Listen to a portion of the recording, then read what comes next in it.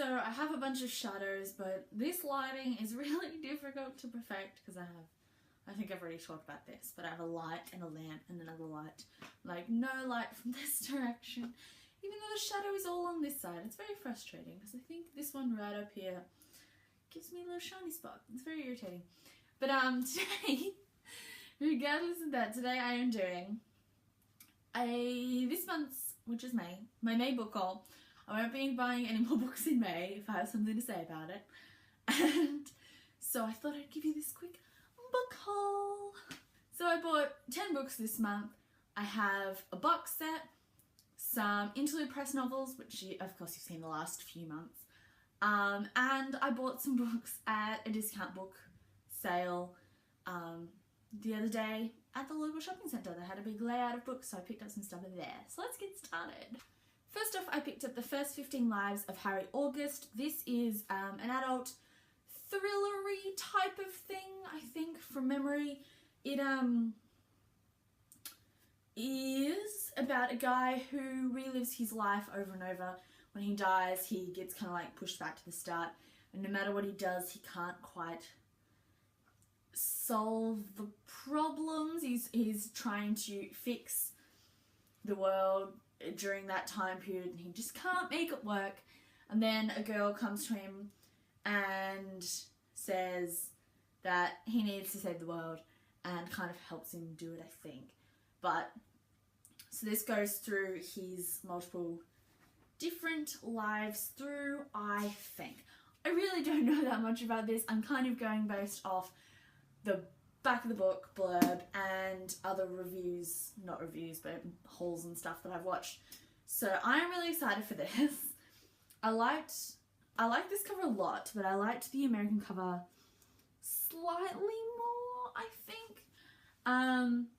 But of course, I'm not in America. I can't get the American cover that easily. So I picked up this one, and I'm very, very excited to read this. Then I picked up the Giver Quartet box set. So this is all 4 books in the Giver Quartet by Lois Lowry. Oh, also this was by Claire North. I didn't say that. It's by Claire North. So we have The Giver by Lois Lowry.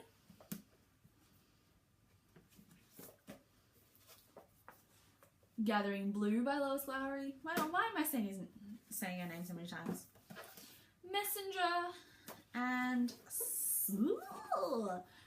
Sun, which is the thickest of all of them. What does annoy me a lot is that we have all these gorgeous books, and they all have this gorgeous like white and coloured covers. And then there's the movie cover of The Giver. That irritates me. If you're going to give me a box set, at least make them all match. God, it's not hard, but apparently they failed at this one. So it doesn't bother me a lot. Like, movie covers are generally cheaper. I have numerous things where I have the first one in the movie cover, like The Hunger Games, and I have the rest in the normal cover. But the fact that it was a box set and still failed upsets me slightly. I'll hopefully be getting to these soon because I'm doing a couple of readathons this week and next week, and these guys at least are super short, so they will be good readathon reads.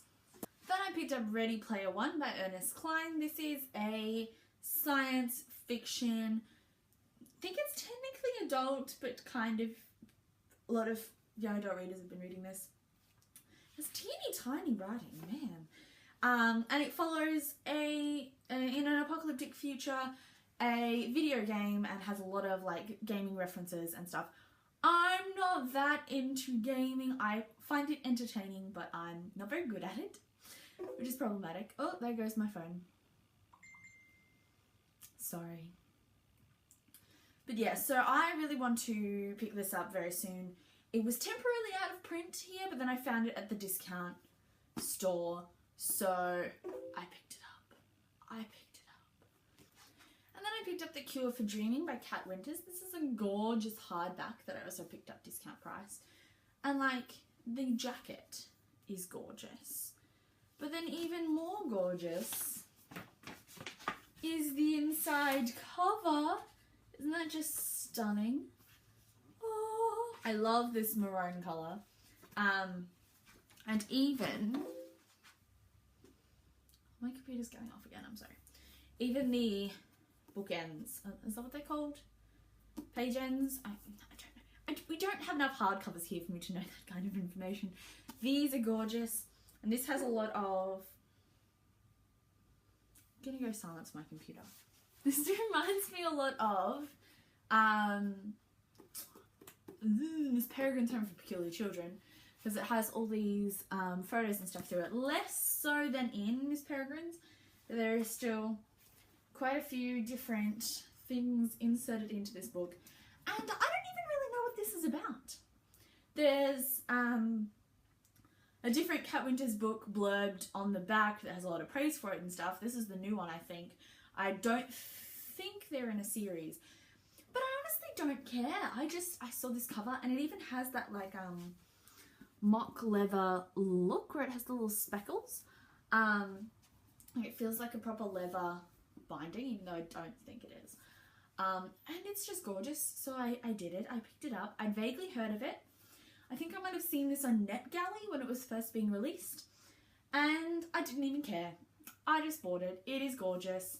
I'll read it at some point. And then finally we have 3 interlude press novels, the first of which I've already read, and that is Spice by Lila Suzanne. This is Lila Suzanne's second publication through Interlude Press. She wrote a novella which was published through them, and at the back of this there is a short for another new thing, which I haven't read. I didn't want to spoil myself, so I haven't read that, but this was great. I'll talk about it more in my wrap-up.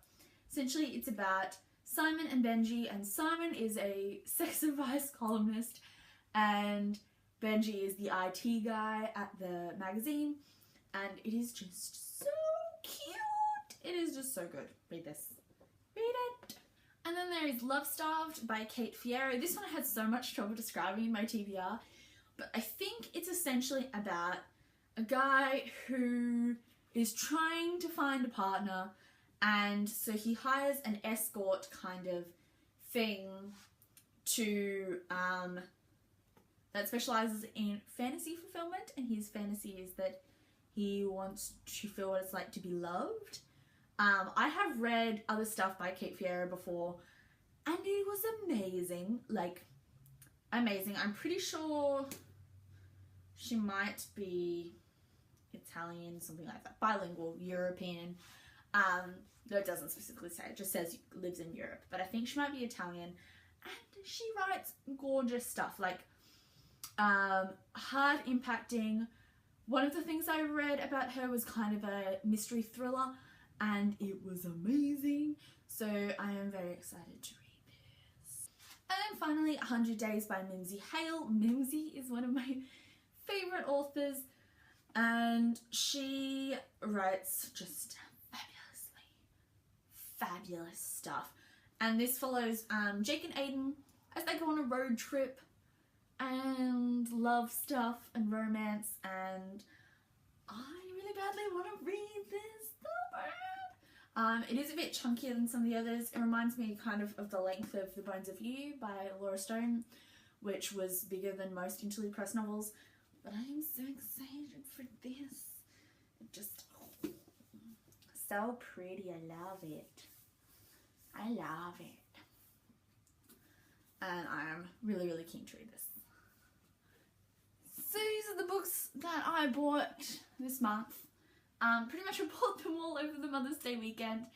But yeah, I'm really excited for all of these, and hopefully you'll be seeing some of them read really soon. Thanks for watching, and if you've read any of these, comment down below and chat with me about them, because I'm very, very excited. And I'll see you soon with another video, probably a readathon wrap up at the end of the week. So I'll see you then.